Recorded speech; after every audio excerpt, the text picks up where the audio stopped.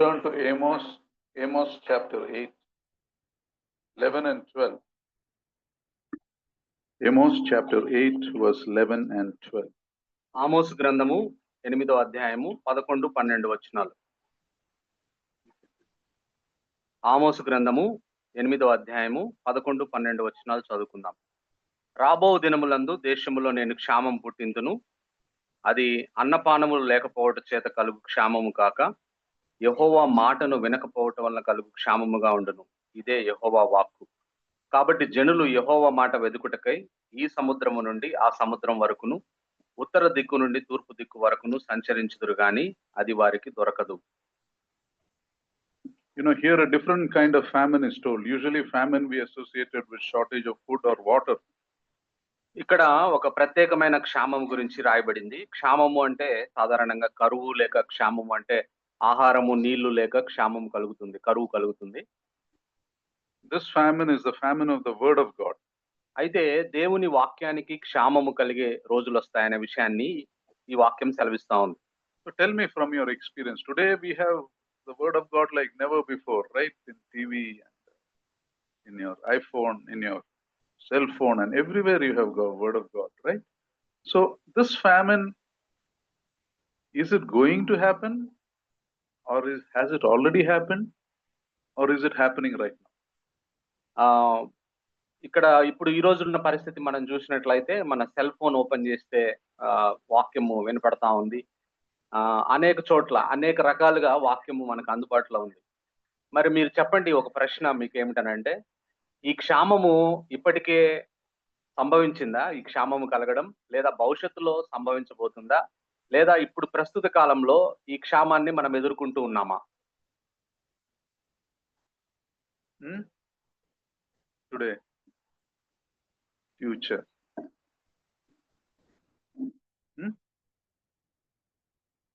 It is happening, it will increase. One of the most important signs of the second coming as told by the Lord Jesus himself. యేసు ప్రభు వారు ఆయన రెండవ రాకడ గురించి చెప్పిన ఒక సూచన ఏమిటో తెలుసా? I'll read Matthew 24, 3 and 4. I'll read in English. There won't be a separate Telugu reading to save time. Okay? Look into your Bible. You just tell the reference. That's all. మత్తయి సువార్త 23వ అధ్యాయము 3-4 వచనాలు. As the Lord Jesus was sitting on the Mount of Olives, the disciples came to him privately. Tell us, they said, when will this happen, and what is the sign of your coming and of the end of the age? And the Lord answered, watch out that no one deceives you, for many will come in my name, claiming I am the Messiah, and will deceive many. In the verse 10, 10-11 చూడండి. 24, మత్తయి 24. 10-11. In that time many will turn from their faith and will betray and hate one another, and many false prophets will appear and deceive many people. Same chapter లో 23-24 చూడండి. At that time, if anyone says to you, look, there is the Messiah, or there he is, do not believe it, for false Messiah and false prophets will appear and perform great signs and wonders to deceive, if possible, even the elect. So what is the most important sign, the Lord said? Deception, false teaching. And if you compare that, ఇక్కడ యేసు ప్రభు వారు చెప్పిన ప్రాముఖ్యమైన సూచన ఏమిటనంటే, మోసము, అబద్ధ బోధల గురించి ఆయన చెప్తా ఉన్నాడు అంత్య దినాల్లో. And today we are seeing false teachers and preachers and deception like never before in the history of the world. అయితే ప్రపంచ చరిత్రను మనం చూసుకున్నట్లయితే ప్రస్తుతం ఉన్న పరిస్థితుల్లో అబద్ధ బోధకులు మోసం అనేది చాలా ఎక్కువగా ఉన్నట్టుగా మనం కనపడుతూ ఉంది. Miracles have become more important than a godly life. సూచక క్రియలు, అద్భుతాలే మరి దైవ సంబంధమైన జీవితం కంటే ఎక్కువగా మారిపోయాయి. In religious meeting there is more of an external frenzy than the genuine moving of the Holy Spirit. పరిశుద్ధాత్మ నడిపింపు కాకుండా మరి పైన విషయాలకి ఎక్కువ ప్రాధాన్యత ఇస్తూ ఉన్నారు. Emotional excitement has become more important than inward joy of the Lord. హృదయాంతరాల్లో దేవుని సంతోషం కంటే ఉత్సుకత కలిగించే విషయాలనే ఎక్కువగా ప్రోత్సహిస్తూ ఉన్నారు. And for leaders, how many people come to their ministry, come to their church has become more important than how many of these people are actually saved or walking close to God. ఆ సంఘాలకు నాయకత్వం వహిస్తున్న వాళ్ళు కూడా ఎంత ఎక్కువ సంఖ్యలో మా సంఘానికి వస్తూ ఉన్నారు అని ఆలోచిస్తున్నారు తప్ప, వీళ్ళలో ఎంతమంది రక్షణ పొందారు, ఎంతమంది దేవుని వాక్య ప్రకారం జీవిస్తున్నారనే పట్టింపు లేకుండా ఉన్నారు. You know, the approval of men have become more important than the approval of God. మనుషుల యొక్క ఆమోదమే చాలా ప్రాముఖ్యమైపోయింది. దేవుని ఆమోదం గురించి పట్టించుకోవట్లేదు. We don't ask questions like, is it a sin in God's sight? We say, think of what will people say? What will they think? We should not offend people. కాబట్టి ఒక విషయాన్ని చేసేటప్పుడు ప్రజలు దాని గురించి ఏమనుకుంటారు అని ఆలోచిస్తున్నారు తప్ప, ఇది పాపమా కాదా, దేవుని దృష్టిలో ఇది ఏమిటి అని ఆలోచించట్లేదు. Building personal kingdoms have become more important than building the kingdom of God. దేవుని రాజ్యాన్ని కట్టట్లేదు కానీ వ్యక్తిగతంగా సేవకులు, నాయకుల రాజ్యాలను కడుతూ ఉన్నారు. Somebody said, instead of becoming fishers of men, we become keepers of aquariums. మరి కొంతమంది అన్నారు, మరి మనం మనుషుల్ని పట్టే జాలర్లుగా కాకుండా మన అక్వేరియంలో, చేపల తొట్టిలో ఉన్న చేపల్ని కాపాడుకోవడానికే సమయం అంతా వృధా చేస్తూ ఉన్నారు. That means we don't catch fresh fish. We try to steal from other people's aquarium. ఇంకొంతమంది చెప్పిన విషయం ఏమిటనంటే, మనము వెళ్ళి సువార్త చెప్పి ఆత్మలను సంపాదించట్లేదు సంఘాలు, పక్క సంఘాల్లో ఉన్న వాళ్ళని లాక్కోవడానికి ఎక్కువగా ప్రయత్నం చేస్తా ఉన్నారు, పక్క అక్వేరియంలో ఉన్నవారు. And we feel bad when someone leaves a church and goes somewhere else. మన సంఘాన్ని వదిలిపెట్టి వేరే చోటికి వెళ్తా ఉంటే మరి వారు బాధపడుతూ ఉన్నారు. We must never be like that. ఆ విధంగా మనం ఉండకూడదు. The point is, now you see the famine is here right now. కాబట్టి ఇక్కడ విషయం ఏమిటనంటే, ప్రస్తుతం దేవుని వాక్యానికి కరువు కాలంలో మనం ఉన్నాం. And why are so many Christians being deceived? ఎందుకు చాలా మంది క్రైస్తవులు మోసగించబడతా ఉన్నారు? The important reason is most Christians today are not aware what the Bible teaches. Many Christians.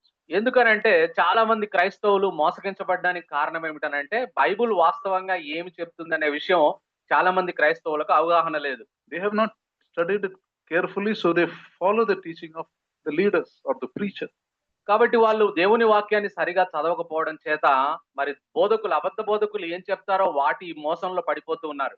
So how do we identify deception as a church? సంఘముగా మనము మోసపూరితమైన బోధనలు లేదా మోసాన్ని ఏ విధంగా మనం పసిగట్టవచ్చు? Apostle Paul says in 2 Corinthians 11:4. కొరింథీయులకు రాసిన 2వ పత్రిక 11వ అధ్యాయము 4వ వచనంలో అపోస్తలుడైన పౌలు ఈ విధంగా అంటున్నాడు. 2 Corinthians 11:4. కొరింథీయులకు రాసిన 2వ పత్రిక 11వ అధ్యాయము 4వ వచనం. ఏలయనగా వచ్చిన వాడు ఎవడైనను మేము ప్రకటింపని మరి యొక్క యేసును ప్రకటించినను, లేక మీరు పొందని మరి యొక్క ఆత్మను మీరు పొందినను, మీరు అంగీకరింపని మరి యొక్క సువార్త మీరు అంగీకరించినను, మీరు వానిని గూర్చి సహించుట యుక్తమే. See, here it says, if someone preaches to us three things: a Jesus other than the Lord Jesus we preach to you, మేము ప్రకటించిన యేసును కాకుండా వేరొక యేసును ఎవరైనా మీకు ప్రకటిస్తే, or as you receive a different spirit from the spirit you received, మీరు పొందిన ఆత్మను కాక వేరే ఆత్మను పొందమని మిమ్మల్ని చెప్తూ ఉంటే, or a different gospel than the one you accepted, మీరు అంగీకరించిన సువార్తను కాకుండా వేరొక సువార్తను మీకు చెప్పడానికి ప్రయత్నం చేస్తే, and the verse says you put up with that easily enough, దాన్ని నువ్వు సహించుట యుక్తమే అని రాయబడింది. That means you don't question a wrong that is happening, you don't resist, you don't check if it is true. అది నువ్వు తప్ప కాదా అని నువ్వు పరిష్కారంగా తెలుసుకోకుండా వాళ్ళు ఏం చెప్తే దాన్ని నువ్వు అంగీకరిస్తున్నావు అంటున్నాడు. So let us see these three things one at a time. కాబట్టి ఈ 3 విషయాలను మనము జ్ఞాపకం చేసుకుందాం. First, if someone preaches you another Jesus, ఎవరైనా మనకు వేరొక క్రీస్తుని గురించి, యేసు ప్రభువుని గురించి ప్రకటిస్తుంటే, let us see some of the other Jesuses we have today. ఈ రోజు మనకున్న మరి ఒక యేసుని గురించి మనము ధ్యానం చేయడానికి ప్రయత్నం We చేద్దాం. have the prosperity Jesus. మనకు అంత సమృద్ధిని కలగజేస్తాడు అనే యేసును ప్రకటిస్తూ ఉన్నారు. You focus on wealth and comfort and success. మరి సౌకర్యవంతమైన ఆ జీవితాన్ని ఇచ్చే యేసు, మనకు విజయాలనిచ్చే యేసు, మనకు సమృద్ధినిచ్చే యేసును వారు ప్రకటిస్తూ ఉన్నారు. They don't focus on holiness or sacrifice. యేసు ప్రభు చేసిన త్యాగం మీద వాళ్ళ దృష్టి ఉండదు, మనం చేయవలసిన త్యాగం మీద వాళ్ళకు దృష్టి ఉండదు, పరిశుద్ధత మీద వాళ్ళకు దృష్టి ఉండదు. Then there is a tolerant Jesus. That means love everybody, don't confront sin, don't upset people. కాబట్టి ఇంకొకటి ఏమిటంటే, ఒక భరించే యేసును, అంటే ఎవరిని మనం ఇబ్బంది పెట్టొద్దు, ఎవరిని మనం గాయపరచొద్దు, ఎవరిలో పాపం ఉందని ఎత్తి చూపించొద్దు, అందరిని మనం ఓపికతో భరించాలి. ఆ విధంగా యేసు ప్రభు భరిస్తాడు అని చెప్తున్నారు. Let us follow Follow your heart. Don't not follow the Lord. కాబట్టి యేసు ప్రభువుని మీరు అనుసరించాల్సిన పని లేదు. నీ హృదయం ఎలా చెప్తే అలా జీవించు అని చెప్తా ఉన్నారు. Then there is a political Jesus. రాజకీయపరమైన యేసును మనకు చూపిస్తూ ఉన్నారు. Political agendas. మరి రాజకీయపరమైన అంశాలతో యేసు ప్రభు పనిచేస్తున్నాడని చెప్పి వాళ్ళని చూస్తూ ఉన్నాం. You're focused on one particular caste. ఒక కులానికి మీద వాళ్ళు ధ్యాస ఉంచుతారు, ధ్యానం ఉంచుతారు. You know, these turn churches into moments, people moments instead of missions of God. మరి దేవుని యొక్క పనికి కాకుండా ప్రజల సముదాయాలతో కూడిన సంఘాలు విభజించబడి ఆ విధంగా ముందుకు వెళ్తూ ఉన్నాయి. They ignore John 18:36 that says, "My kingdom is not of this world." యోహాను సువార్త 18వ అధ్యాయం 36వ వచనంలో నా రాజ్యము ఈ లోక సంబంధమైనది కాదు అని యేసు ప్రభు వారు స్పష్టంగా చెప్పాడు. Then there is a religious leader, religious Jesus. కొంతమంది మతపరమైన యేసును మనకు బోధిస్తూ ఉన్నారు. They bring in rituals, customs, legalism. వారు ఆచారాలను తీసుకొని వస్తారు. మరి వారు ఆ విధంగా అనేక షరతులు మన మీద పెడుతూ ఉంటారు. They bring customs connected to idolatry and call it our culture. ఈ మన ఆచారాలలో విగ్రహారాధన తీసుకొని వచ్చి ఇది మన సాంప్రదాయం అని చెప్తూ ఉంటారు. You know, they don't talk of relationship with God or the grace of God in their lives.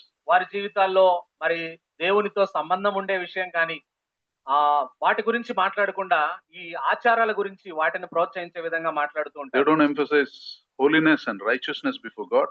పరిశుద్ధతను మరి నీతిగా మనం జీవించాలి అనే విషయాన్ని గురించి వారు చెప్పరు. You know, the Lord Jesus taught, "I have come from heaven to do the will of the Father, not my will." యేసు ప్రభు వారు ఈ లోకంలో ఉన్నప్పుడు ఆయన చెప్పిన విషయం ఏమిటనంటే నా తండ్రి చిత్తాన్ని చేయడానికి నేను ఈ లోకానికి వచ్చాను, నా చిత్తాన్ని చేయడానికి కాదు అని చెప్పాడు. All his 33 years he denied his own will, did what the Father wanted him to. ఆయన జీవించిన 33.5 సంవత్సరాలు యేసు ప్రభు వారు ఈ లోకంలో తన చిత్తాన్ని పక్కన పెట్టి తండ్రి చిత్తాన్ని మాత్రమే చేశాడు. And when those who wanted to follow him, he said, "The foxes have holes, the birds have nests, the Son of Man has no place to rest his head." ఆయన్ను వెంబడించాలని కొంతమంది కోరినప్పుడు ఆయన చెప్పిన మాట ఏమిటనంటే మరి నక్కలకు బొరియలు ఉన్నాయి, ఆకాశ పక్షులకు గూళ్ళు ఉన్నాయి, కానీ మనుష్య కుమారుడు తలవాల్చుకుంటకైనా స్థలం లేదని చెప్పాడు. Today we identify people the wrong teaching in the way they keep asking people for money.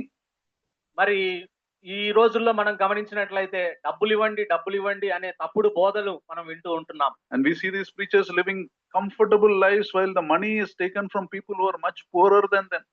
వాళ్ళకంటే పేదలైన మరి విశ్వాసుల దగ్గర నుంచి డబ్బులు తీసుకొని ఎంతో సుఖవంతమైన జీవితాలు జీవిస్తున్న అబద్ధ బోధకులు ఈ రోజు మనకు కనబడుతూ ఉన్నారు. You know, you have some people saying, if you go give God, he will give you back 100-fold.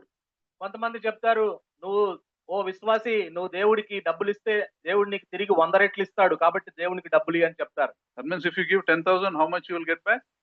అంటే 10,000 ఇస్తే దేవునికి ఎంత వస్తుంది? మరలా 10 lakhs. 10 లక్షలు వస్తాయని చెప్తారు. One person said, if this is true, then every businessman in General Bazaar would have become a believer. కాబట్టి ఇది గనక నిజమైతే జనరల్ బజార్ లో వ్యాపారం చేస్తున్న వ్యాపారవేత్తలు అందరూ వచ్చి విశ్వాసులై సంఘంలో 10,000 ఇస్తే చాలు 10 లక్షలు వచ్చేస్తాయి. Because this kind of returns you won't get in any business. ఎందుకంటే ఈ వ్యాపారం ఈ 100 రెట్లు వచ్చే వ్యాపారం ఇంకెక్కడా లేదు ప్రపంచంలో. It is another Jesus. Don't follow them. కాబట్టి ఇదంతా మరొక యేసు, మరి అపోస్తలులు ప్రకటించిన యేసు కాకుండా, బైబిల్ చెప్పే యేసు కాకుండా మరొక యేసును వీళ్ళంతా ప్రకటిస్తూ ఉన్నారు. వాళ్ళని మీరు అనుసరించకండి. In the first century also these false teachers were there. మొట్టమొదటి శతాబ్దంలో కూడా మరి ఇటువంటి అబద్ధ బోధకులు ఉన్నారు. So the disciples brought out a book called Didache. మరి అందుకే అపోస్తలులు డిటాచి అనే ఒక పుస్తకాన్ని రాశారు. To give it to all believers as far as possible. ఆ పుస్తకాన్ని విశ్వాసులందరికీ ఇవ్వడానికి వారు ప్రయత్నం చేశారు. You can check in the internet, you will see the rules of Didache. మరి ఆ డిడాకేలో ఏమేమి ఉన్నాయి అనే విషయాలను మరి ఆ పుస్తకంలో మనం చూడవచ్చు ఇంటర్నెట్ లో కొడితే. One of the things written there is, అక్కడ రాయబడిన ఒక విషయం ఏమిటంటే, if anyone asks you for money, ఎవరైనా సరే నిన్ను డబ్బులు అడిగినట్లయితే he is a false teacher. అతను అబద్ధ బోధకుడు అని రాశారు వారు. That's all. అంతే. True teacher will depend on God. నిజమైన దేవుని సేవకుడు దేవుని మీద ఆధారపడతాడు.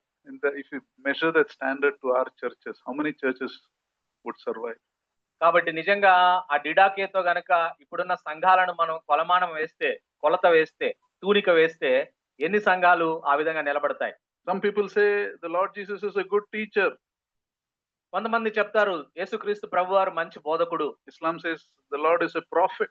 మరి ఇస్లాం మతం చెప్తున్న మాట ఏమిటనంటే వాళ్ళ వాళ్ళ ఖురాన్‌లో రాయబడ్డ మాట యేసు ప్రభు మంచివాడు, ప్రవక్త. Calling the living God a prophet is actually an insult. మరి సజీవుడైన దేవుణ్ణి పట్టుకొని ప్రవక్త అనడం అది అవమానించినట్లే, ఆయన్ని తక్కువ చేసినట్టే. You know, Lord Jesus is the second person of the Trinity. మరి యేసుక్రీస్తు ప్రభువారు త్రిత్వములో రెండో వ్యక్తిగా ఉన్నాడు. He is the creator and sustainer of everything.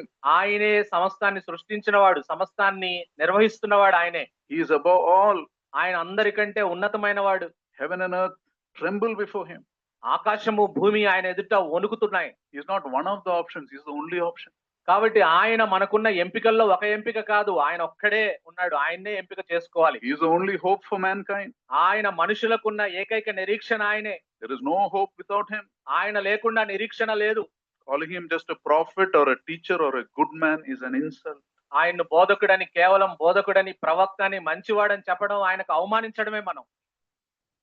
Don't think at least they're using his name. No, that's another Jesus. కాబట్టి అనుకోవద్దు వాళ్ళు ఎలాగలా యేసు ప్రభువును వాడుతున్నారు కదా, యేసు ప్రభు గురించి మంచిగా చెప్తున్నారు కదా అని అనుకోవద్దు. వాళ్ళు చెప్పేది వేరే యేసు ప్రభువుని, మన యేసు ప్రభువుని కాదు. The second is, రెండో విషయం, if someone preaches to you another spirit, ఎవరైనా మరి ఒక ఆత్మను పొందమని మీకు చెప్పిన ఎడల అని రాయబడింది. another spirit. మరొక ఆత్మ. Today we see, when we hear of the Holy Spirit, you talk of, power encounters, people falling forward, people falling backwards, all that we see. ఈ రోజు పరిశుద్ధాత్మ పేరుతోటి మరి ప్రజలను ముందుకు పడేస్తున్నారు, వెనక్కి పడేస్తున్నారు. Or a lot of noise sometimes. We sing loudly, shout loudly. చాలా ఎక్కువగా గట్టిగా మాట్లాడడం, గట్టిగా పాటలు పాడడం, గట్టిగా డ్రమ్స్ వాయించడం. You see, I'm not against noise, but we must remember, when we talk of the Holy Spirit, don't forget one important aspect. కాబట్టి శబ్దం గురించి నేను దాని గురించి చెప్పట్లేదు, కానీ I'm not against noise. దానికి వ్యతిరేకంగా నేను మాట్లాడట్లేదు, కానీ ఒక విషయం గురించి దాని గురించి మనం ఆలోచించాలి. పరిశుద్ధాత్మ గురించి మనం మాట్లాడుతున్నప్పుడు ఒక విషయాన్ని మనం గమనం చేసుకోవాలి. Holy Spirit is given a prefix, and that is holy. పరిశుద్ధాత్మకు మరి ముందుగా పరిశుద్ధ ఆత్మ అని రాయబడింది. పరిశుద్ధ అనేది ఆత్మకు ముందుగా రాయబడింది. You see, the most important identification mark of the Holy Spirit is holiness. కాబట్టి పరిశుద్ధ ఆత్మని మనం గుర్తుపట్టడం అంటే ఆయనకున్న ప్రాముఖ్యమైన ఒక లక్షణం ఏమిటనంటే పరిశుద్ధాత్ముడు పరిశుద్ధుడు. Holy Spirit is holy and he makes men holy. పరిశుద్ధాత్ముడు పరిశుద్ధుడు, ఆయన మనల్ని పరిశుద్ధులుగా చేస్తాడు. Therefore, whatever is not leading you to holiness is another spirit. కాబట్టి మనల్ని పరిశుద్ధాత్మ వైపు కాకుండా మరొక వైపు నడిపించేది ఏదైనా సరే అది మరొక ఆత్మే, పరిశుద్ధాత్మ కాదు. I'm not criticizing noise. The Bible says, make a joyful noise unto the Lord. But noise without the Lord's presence means nothing. కాబట్టి యెహోవాకు గట్టిగా మనం ఉత్సాహ గానం చేయాలి అని బైబిల్లో రాయబడింది. కాబట్టి గట్టిగా ఉత్సాహ గానం చేయడానికి నేను వ్యతిరేకం కాదు, కానీ దేవుని సన్నిధి లేకుండా గట్టిగా ఉత్సాహ గానం చేస్తే అందులో ఎటువంటి ఉపయోగం లేదు. Today in particular, 3 gifts of the Holy Spirit is most sought after. మరి ఈ రోజు పరిశుద్ధాత్మ వరాల్లో 3 విషయాల వెంట పడుతూ ఉన్నారు మనుషులు. Those are tongues.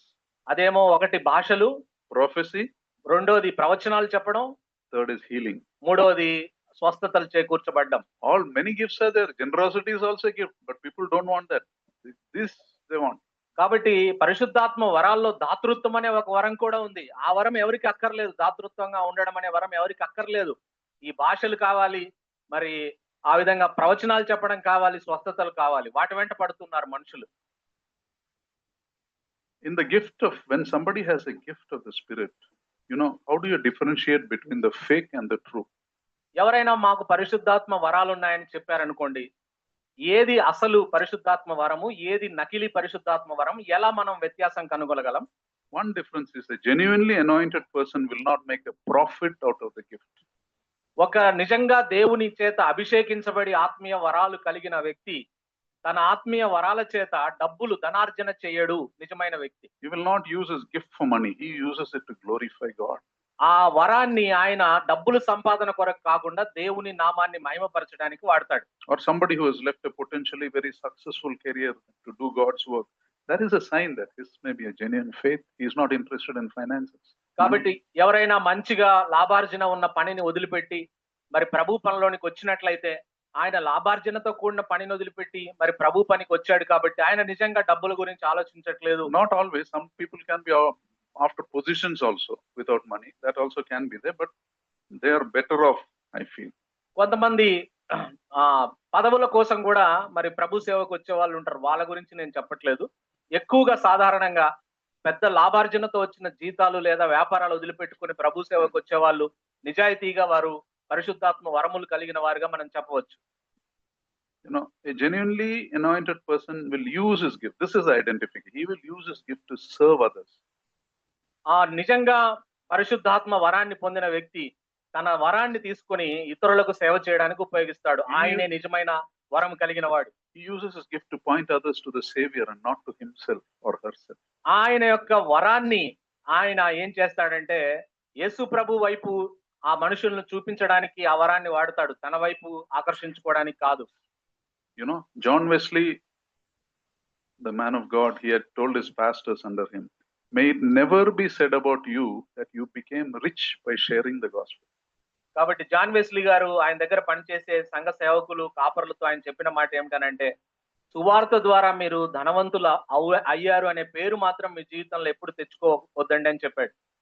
Come to the third point. If someone preaches you another gospel, మూడో విషయాన్ని మనం గమనించినట్లయితే మీరు అంగీకరించిన సువార్త కాక మరి యొక్క సువార్తను మీరు అంగీకరిస్తే అని అంటున్నాడు. what is another gospel? మరొక సువార్త ఏంటి? A gospel without repentance. మరి పశ్చాత్తాపము లేని సువార్త. A gospel that adds the Savior without subtracting the sin. పాపము లేకుండా పాపాన్ని తీసివేయకుండా రక్షకుడిని మనం అంగీకరించవచ్చు అని చెప్పే సువార్త. They speak of the love of God without the holiness of God. మరి దేవుని ప్రేమ గురించే చెప్తూ దేవుని పరిశుద్ధత మనకు అవసరం లేదని చెప్పే సువార్త. They talk of the compassion of God without talking of the seriousness of sin. దేవుని యొక్క దయాపూర్వక లక్షణాలను గురించే చెప్తారు కానీ పాపం యొక్క పర్యవసానాల గురించి చెప్పని సువార్త. You know, that gospel is to serve yourself, not the Savior. మరి సువార్త ద్వారా నీకు నువ్వు సేవ చేసుకోవచ్చు అని చెప్పడం, రక్షకుడిని సేవించడం కాకుండా man-centered gospel. మనుషులనే కేంద్రంగా చేసుకునే సువార్త. You know, the goal of this gospel is to deceive you out of the kingdom of God. ఈ తప్పుడు సువార్త ఏం చేస్తుందంటే దేవుని రాజ్యంలో నిన్ను ప్రవేశించకుండా నిన్ను మోసగిస్తుంది. They say in the mental hospitals, before discharging a patient, they do one test usually. సాధారణంగా మానసిక రోగులున్న హాస్పిటల్లో ఎవరైనా మానసిక రోగిని బాగయ్యాడని బయటకు వెళ్ళేటప్పుడు వాళ్ళకు ఒక పరీక్ష పెడతారు. You know, they give a final check. They take him to a room. వాళ్ళని పరీక్షించడానికి, వీళ్ళు బాగానే ఉన్నారని పరీక్షించడానికి వాళ్ళని ఒక గదిలోనికి తీసుకుపోతారు, మానసిక రోగుల నుంచి బాగుపడ్డ వారిని. And there will be a tap with running water. అక్కడ మరి ఒక కొలాయి తిప్పి ఉంటుంది, దాంట్లోంచి నీళ్లు పోతా ఉంటాయి కొలాయిలోంచి. And beside that there is a mop. దాని పక్కన ఒక బండలు తుడిచే కర్రను పెట్టుంటారు. You know, to clean the floor. నీళ్లు పడిన ఆ నేలను శుభ్రం చేయడానికి. So they tell this person, you clean the floor, remove the water. కాబట్టి వాళ్ళు ఆ మానసిక వైకల్యం నుంచి బాగుపడ్డాడు అనుకున్న వ్యక్తిని పరీక్షించడానికి ఆ రూమ్ లోకి తీసుకొని పోయి ఇక్కడ అన్ని నీళ్లు ఉన్నాయి కదా, దీన్ని శుభ్రపరచు అని అంటారు. Now this is the test. ఇది పరీక్ష వాళ్ళకి. Before you start mopping, if you close the tap, that means you're free for discharge. కాబట్టి ఆ పరీక్ష యొక్క అర్థం ఏమిటనంటే నువ్వు ఆ లోపలికి పోయి శుభ్రం చేయడానికి పూనుకున్నప్పుడు ఆ కర్రను తీసుకునేటప్పుడు నువ్వు ముందు ఆ కొలాయిని ఆపేస్తే అప్పుడు నువ్వు మానసికంగా మంచిగా ఉన్నావు, నువ్వు హాస్పిటల్ నుంచి నిన్ను డిశ్చార్జ్ చేయొచ్చు అని అర్థం. To directly take the mop and start cleaning without closing the tap, then means you need further treatment. కాబట్టి ఒకవేళ నువ్వు ఆ ట్యాప్ ను ఆఫ్ చేయకుండా నువ్వు ఇంకా మాప్ తీసుకొని తుడుస్తా ఉన్నావంటే నువ్వు మరికొంతకాలం ఆ హాస్పిటల్లో ఉండాలనేది అర్థం. You know, we can connect this spiritually. దీన్ని ఆత్మీయంగా మనము దీనికి అనుసంధానిస్తే the running tap is sin. ఆ కొలాయి వదులు చేయబడిన కొలాయి, విడవబడిన కొలాయి పాపంతో సాదృశ్యంగా ఉంది. And God's grace is like that mop that helps us to close the tap of sin. God's grace is what helps us to close the tap of sin and also cleanse our lives from sin. కాబట్టి దేవుడి కృప ఎట్లాంటిదంటే ఆ నీళ్లు పడుతున్న ఆ కొలాయిని ఆపుతుంది. అంత మాత్రమే కాకుండా పాపముతో తడిచిన మన జీవితాలను కడుగుతుంది దేవుని కృప. Anyone who says is a believer and does not make a serious attempt to cut the tap of sin in his life cannot be a true believer. కాబట్టి ఎవరైనా నేను విశ్వాసిని అని చెప్పి ఆ పాపపు ప్రవాహాన్ని ఆపడానికి ప్రయత్నించకపోతే ఆయన నిజమైన విశ్వాసి కాకపోవచ్చు. You know, your life is spiritually unbalanced. మనము ఆత్మీయంగా మనము సమతుల్య స్థితిలో లేము అని అర్థం. The gospel that leaves the tap of sin open in your life is another gospel. కాబట్టి పాపము నీ జీవితంలోనికి ప్రవాహంలాగా రావచ్చు, తెరవబడిన కొలాయి లాగా అని చెప్పే సువార్త అది నిజమైన సువార్త కాదు. So we saw three ways we can identify deception: another Jesus, another spirit, another gospel. కాబట్టి మోసము మూడు రకాలుగా ఉంటుంది అనే విషయాన్ని మనం చూసాం. మరి ఒక యేసు, మరి ఒక ఆత్మ, మరి ఒక సువార్త. Now the question is, why does the Lord allow deception? అయితే ఇక్కడ ఒక ప్రశ్న ఏమిటనంటే, ఎందుకు యేసు ప్రభువారు మరి అన్ని తెలిసిన ఆయన మోసాన్ని ఎందుకు అనుమతించాడు? You can be sure if the Lord has allowed a deception, it is for a reason. మనము అన్ని తెలిసిన యేసు ప్రభువారు మోసాన్ని అనుమతిస్తున్నాడంటే దాని వెనక కారణం ఉంటది అనే విషయాన్ని మనం గుర్తించాలి. And one aspect is to differentiate who has God's approval and those who don't have God's approval. ఆ మోసాన్ని ఆయన అనుమతించడం వెనక ఉన్న కారణం ఏమిటనంటే, ఎవరు దేవుని చేత ఆమోదం పొందిన వారు, ఎవరు దేవుని చేత ఆమోదం పొందని వారు అనే విషయాన్ని గుర్తించడానికి ఆయన మోసాన్ని అనుమతిస్తాడు. 1 Corinthians 11:19 says, కొరింథీయులకు రాసిన మొదటి పత్రిక 11వ అధ్యాయం 19వ వచనంలో ఈ విధంగా రాయబడింది. No doubt there have to be differences among you to show which of you have God's approval. మీలో యోగ్యులైన వారెవరో కనబడినట్లు మీలో భిన్నాభిప్రాయములు ఉండక తప్పదు అని రాయబడింది. 2 Timothy 4:3 says, తిమోతికి రాసిన 2వ పత్రిక 4:3లో ఈ విధంగా రాయబడింది. For a time will come when men will not put up with sound doctrine. Instead, to suit their own desires, they will gather together around them a great number of teachers to say what their itching ears want to hear. ఎందుకనగా జనులు హితబోధను సహింపక దురద చెవులు గలవారై తమ స్వకీయ దురాశలకు అనుకూలమైన బోధకులను తమ కొరకు పోగు చేసుకుని. You know, why do people go to false teaching? Itching ears. Many times the false teachers tell you what we want to hear. ఎందుకు అబద్ధ బోధకుల కాడికి చాలా మంది వెళ్తారంటే, మనకున్న దురద చెవులను బాగా వాళ్ళు గీకి సంతోషపరుస్తారు మనల్ని. అందుకని they'll tell there's no problem with the sin, it's okay, everybody is doing it. కాబట్టి పాపం చేస్తున్నావా, ఓకే, నో ప్రాబ్లం, అందరూ పాపం చేస్తారు, నువ్వు ఒక్కడివే కాదు, నువ్వు ఒక్కదానివే కాదని చెప్తారు. You have to be practical. కాబట్టి మనము అభ్యాసపూర్వకంగా ఆలోచించాలండి, మనం అన్ని రకాలుగా ఆలోచించకూడదని చెప్తారు. And we go seeking them. ఆ విధంగా మన దురద చెవులను తృప్తిపరచుకోవడానికి ఆడికి పోతూ ఉంటాం. When someone tells this is wrong, you feel bad, you leave the church and go. కాబట్టి ఎవరైనా మనకు ఇది తప్పు సహోదరుడా సహోదరి అని చెప్తే ఆ సంఘాన్ని వదిలిపెట్టి వెళ్ళిపోతాం, వీళ్ళేంది నన్ను తప్పు పడుతున్నారని. So don't blame them, blame yourself. కాబట్టి మరి ఇతరులను నిందించొద్దు, మనల్ని మనము నిందించుకోవాలి. We are responsible not to go to the wrong place.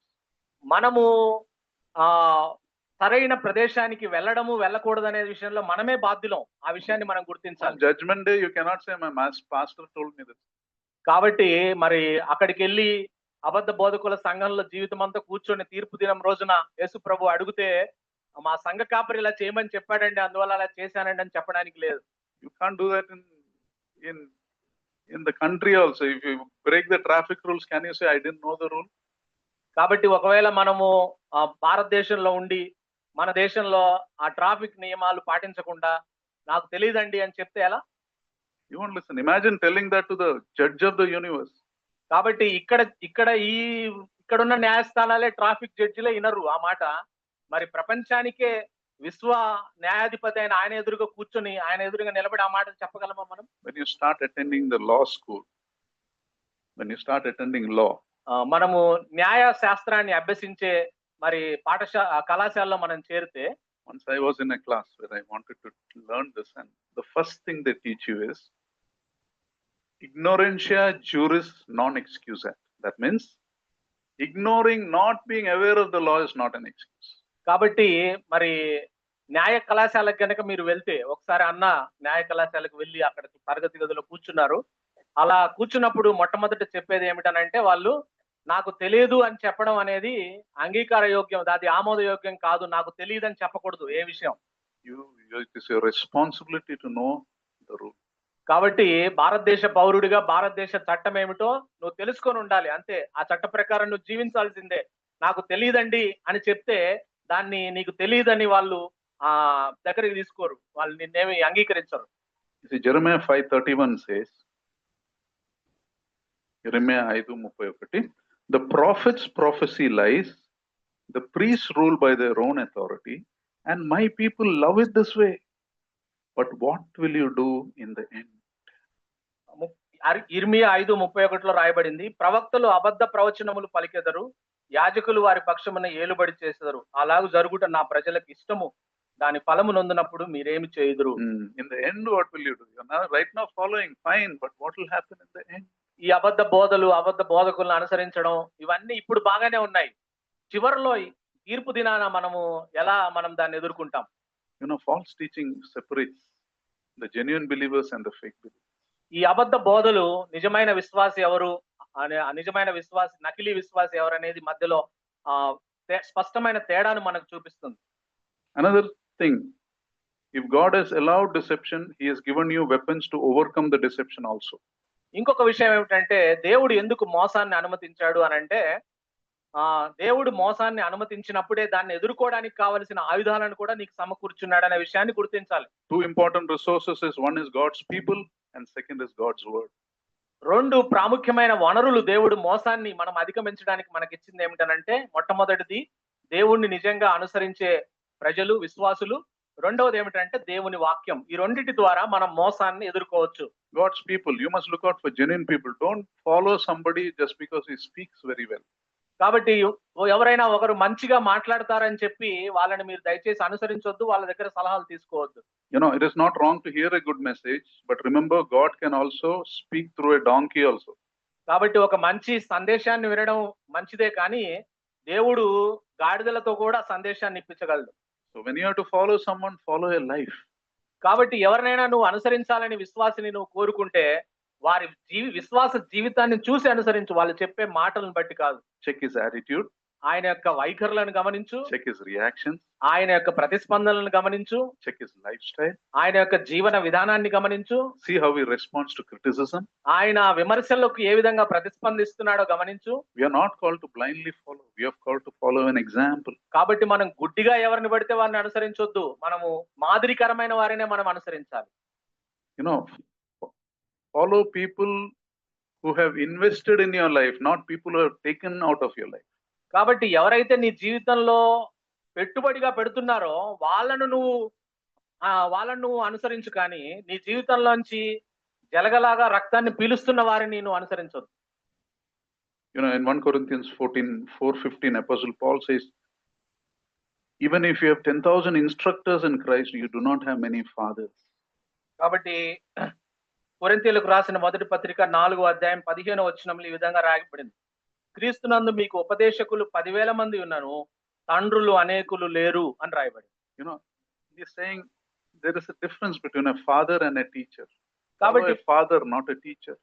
కాబట్టి ఉపదేశకులు వేరు, తండ్రి వేరు. ఆ విషయాన్ని, ఉపదేశకులు తండ్రికి మధ్య వ్యత్యాసం ఉందనే విషయాన్ని గుర్తించాలి. What's the difference between a teacher and your father? Your teacher and your father, what is the difference? మీ బోధకుడికి, మీ టీచర్కి, మీ అధ్యాపకుడికి, మీ తండ్రికి ఉన్న తేడా ఏంటో తెలుసు కదా మనందరికి. Teachers work for a salary. ఎందుకంటే బోధకుడు లేదా మన ఉపాధ్యాయుడు జీతం కొరకు మనకు చదువు చెప్తాడు. Parents don't take a salary, they give in fact.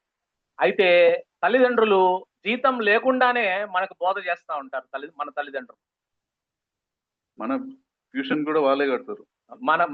మన అధ్యాపకులకు డబ్బులు కూడా వాళ్ళే ఇస్తారు. And teachers, another difference is teachers usually show partiality to a better student, a brighter student, or a richer student. ఇంకొక వ్యత్యాసం ఏంటంటే తండ్రికి ఉపాధ్యాయుడికి మధ్య ఉన్న మరొక తేడా ఏమిటనంటే, ఉపాధ్యాయుడు బాగా చదువుకునే పిల్లోడికి ఎక్కువ వాళ్ళు మొగ్గు చూపుతారు వాళ్ళ వైపు. Most teachers, not all. చాలా మంది, ఎక్కువ మంది. But a true father loves you just as you are. In fact, if you have a shortcoming or a disadvantage, they will protect you more. మనం తండ్రులైతే కుమారుడు ఎంత ముద్దుడైనా సరే వాడిని దగ్గరికి తీసుకుంటారు. ఇంకా ఎవరైనా బలహీనంగా ఉంటే తమ పిల్లల్లో వాళ్ళకి ఎక్కువ శ్రద్ధ వహించి వాళ్ళను పైకి తీసుకురావడానికి ప్రయత్నిస్తారు తండ్రి. And many times when a student does not meet the expectation, teachers feel angry because Your performance depends on his performance, also reflects his performance also. కొన్నిసార్లు ఉపాధ్యాయులు పిల్లలకు మంచి మార్కులు రాకపోతే ఆ పిల్లల మీద కోప్పడతారు, పిల్లల్ని శిక్షిస్తారు. ఎందుకనంటే అరే నువ్వు బాగా మార్కులు తెచ్చుకోకపోతే నేను సరిగా చదువు చెప్పలేదు అంటారా, కాబట్టి నువ్వు మంచిగా మార్కులు తెచ్చుకోవాలని వాళ్ళ మీద కోపం చేస్తారు, పిల్లల మీద. But a father, when you don't meet expectations, they may feel angry, but more than that, they are sad, they are grieved. కాబట్టి కొన్నిసార్లు తల్లిదండ్రులు అయితే సాధారణంగా ఎలా ఉంటారంటే వాళ్ళు మనం అనుకున్నట్టుగా వాళ్ళ పిల్లలు లేకపోతే వాళ్ళు బాధపడతారు, ఆ దుఃఖంతో మన గురించి ఆలోచిస్తారు మన తల్లిదండ్రులు. Always follow a father. He may not be a great teacher, he may not be a great preacher, but he cares for you. కాబట్టి మనం ఎప్పుడు తండ్రిని మనం అనుసరించవలసిన అవసరం ఉంది. ఆయన గొప్ప బోధకుడు, ఉపాధ్యాయుడిలాగా ప్రతిభావంతుడు కాకపోవచ్చు, కానీ ఆయన మన పట్ల నిజమైన ప్రేమ ఉంటుంది, మనల్ని పైకి తీసుకురావడానికి ప్రయత్నిస్తాడు. కాబట్టి ఉపాధ్యాయుల కంటే ఎక్కువగా తండ్రిని మీద మనము భారం వహించవలసిన అవసరం. Again, you are not called to blindly follow a father. Follow him in the Lord Jesus Christ. కాబట్టి తండ్రులను గుడ్డిగా అనుసరించమని చెప్పట్లేదు. యేసుక్రీస్తు ప్రభువారిలో తండ్రులను మనం అనుసరించాలి. You are called to be fathers to many. కాబట్టి మనం అనేక మందికి తండ్రులుగా ఉండడానికి యేసు ప్రభు మనల్ని పిలిచాడనే విషయాన్ని కూడా మనం గుర్తుంచుకోవాలి. God will keep many people under you in different ways. Be a father to them. కాబట్టి నీ కింద అనేక మందిని యేసు ప్రభు వారు ఉంచారు, వారందరికీ నువ్వు తండ్రిగా ఉండడానికి ప్రయత్నం చేయి. The second thing we see is రెండో విషయాన్ని మనం చూసినట్లయితే God's word. దేవుని వాక్యం. We get deceived. This is probably the most important reason. We get deceived because we don't spend time with God and God's word. మనము ఎక్కువగా మోసపించబడ్డానికి కారణం ఏమిటంటే ఎక్కువ కారణం ఏమిటనంటే మనం దేవుని వాక్యంతో సరైన సమయం గడపట్లేదు, దేవునితో సరైన సమయం గడపట్లేదు. We live a fast life. We don't have time to read God's word. So we just hear what other people say. వేగవంతమైన జీవితాన్ని మనం జీవిస్తూ ఉంటాం, మనకు పనులతో తీరిక లేకుండా ఉంటాం. కాబట్టి ఇతరులు ఏం చెప్తారో దానికే మనం చెవి ఎగ్గుతాం తప్ప దేవుని వాక్యం ఏం చెప్తుందని నేర్చుకోవడానికి ప్రయత్నించాం. We blindly believe what people are saying. మనం గుడ్డిగా నమ్ముతాం ఎవరైనా బోధకులు చెప్తా ఉంటే. Imagine you're called for a dinner, a buffet. ఇట్లా అనుకుందాం, మిమ్మల్ని ఏదైనా ఒక బఫెట్ భోజనానికి, అంటే అన్ని అక్కడ సమకూర్చి మనం వెళ్ళి తినే భోజనానికి పిలిచారనుకుందాం. Everything is delicious. అన్ని looks delicious. అన్ని కూడా చాలా ఆహ్లాదకరంగా, అందంగా, ఆకర్షణీయంగా కనబడుతూ ఉన్నాయి. Then you see in one bowl there is a paste that looks like halim. ఒక బౌల్లో పేస్ట్ లాగా ఒక పదార్థం ఉంది, అది హలీం లాగా కనబడుతూ ఉంది. So you ask the person on the counter, what is this? అప్పుడు నువ్వు ఆ కౌంటర్ లో ఉన్న వ్యక్తి దగ్గరికి వెళ్ళి ఏంటిది అని అడిగావు, ఈ బౌల్లో ఉన్నది. He said, sir, this is pre-chewed food. ఇది ఇప్పటికే నమలబడిన ఆహారం అని చెప్పాడు. అంటే we live in a fast world, people don't have time. So our staff has chewed this and kept it so that what takes 20 minutes for you to eat, in 2 minutes you can just swallow, no need to chew nothing. కాబట్టి మనము వేగవంతమైన జీవితంలో జీవిస్తున్నాం కదా sir, మీకు తెలియదు ఏముంది, అందరూ బిజీగా ఉన్నారు, కాబట్టి నమలడానికి సమయం పడుతుంది మీరు భోజనానికి వచ్చినప్పుడు అని మా వాళ్ళు ఏం చేశారంటే ముందుగా నమిలి ఈ బౌల్లో పెట్టారు, కాబట్టి మీరు గంట సేపు తినాల్సిన పని లేదు, దీన్ని మింగేసేయచ్చు అట్లా తీసుకొని అని చెప్పారు. వెళ్ళిపోవచ్చు, అది మింగేసి వెళ్ళిపోవచ్చు, కావాలంటే కొంచెం పెట్టుకొని కారులో కూడా తినొచ్చు. We can't even think of it, right? You feel like vomiting when you think of it. కాబట్టి దాని గురించి మనం ఆలోచిస్తుంటే, చెప్తుంటేనే కొంతమంది ముఖాలు మాడిపోయాయి కదా. అంటే yet we do this constantly spiritually. We chew what someone else has chewed. We swallow what without making that attempt to chew God's word ourselves. కాబట్టి అది చెప్పడానికే వినడానికే కొంచెం అభ్యంతరకరంగా ఉంది కదా. దీన్ని నిజంగా మనం బైబిల్ చదివే విషయానికి మనం అన్వయించుకున్నట్లయితే ఎవరో నమిలి చెప్పిన దాన్ని మనం బాగా వింటూ ఉంటాం, కానీ మనకై మనం వాక్యం తీసి చదివి తిని నమిలి మింగుదామనే ఆలోచన లేదు మనకి. You had so much of chewed food that you've forgotten to chew now. కాబట్టి నీకు ఎంతగా అలవాటు పడ్డావంటే ఇక నీకు ఆ చిన్న పిల్లలకు పెట్టే ఆ ఫుడ్ లాగానే అది మింగడానికి అలవాటు పడ్డట్టుగా దాన్నే మింగడానికి అలవాటు పడుతుంది. You see, great number of Christians are living in deception because of this. కాబట్టి చాలా మంది విశ్వాసులు మోసపోవడానికి కారణం ఏమిటంటే వాళ్ళకై వాళ్ళు దేవుని వాక్యాన్ని చదవరు, అందువల్లే మోసపోతా ఉంది. You see, the Bereans were called noble because they searched the scriptures to find the truth. మరి బెరియా సంఘం వాళ్ళు అపోస్తులు చెప్పిన బోధన కూడా సరైందా కాదా అని తెరిచి వాక్యాలు వాళ్ళు సరి చూసుకునే వాళ్ళు, అందువల్ల వాళ్ళని మంచి క్రైస్తవులు అని చెప్పడం జరిగింది. Noble Christian. నోబుల్ క్రైస్తవులు అని చెప్పడం జరిగింది. Spending quality time with God is very important. కాబట్టి మరి దేవుని సమయంలో దేవుని వాక్యంతో సమయం గడపడం చాలా ప్రాముఖ్యమైన విషయం. Even 15 minutes with God's word. Serious about God's word. In 1 year, you would have completed more than 100 hours of Bible study. కాబట్టి ఒక రోజు గనక 15 నిమిషాలు మీరు సీరియస్ గా బైబిల్ చదవగలిగితే, జాగ్రత్తగా బైబిల్ చదవగలిగితే సంవత్సరానికి 100 గంటలు మీరు బైబిల్ చదివినట్లు లెక్క. And with that kind of knowledge, your life can change. ఆ జ్ఞానంతోటి నీ జీవితమే మారిపోతుంది.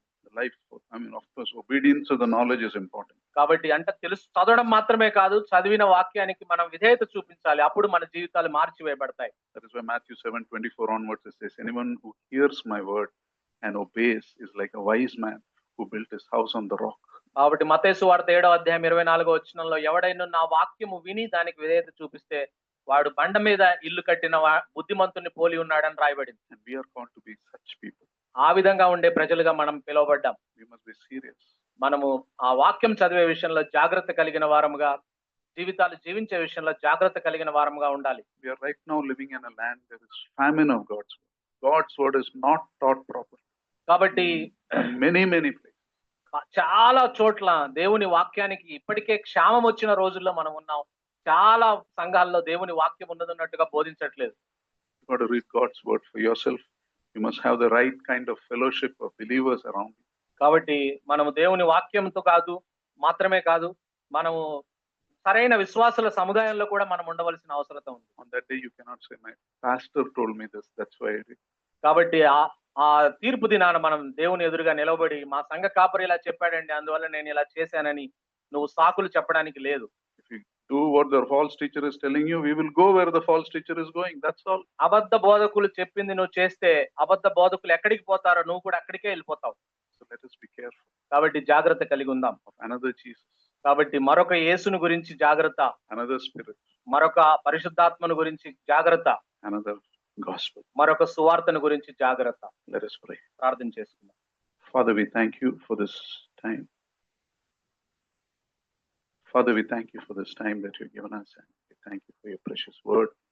There is a protection upon us to identify false and the truth. But help us to be people of the word. People who not depend on others, but people who depend on your word, your spirit, and your people. And maybe not blindly follow people. Maybe follow people who example you, who imitate you. Most important, maybe follow you, Lord Jesus. Lord, protect us from this perverse generation, Lord.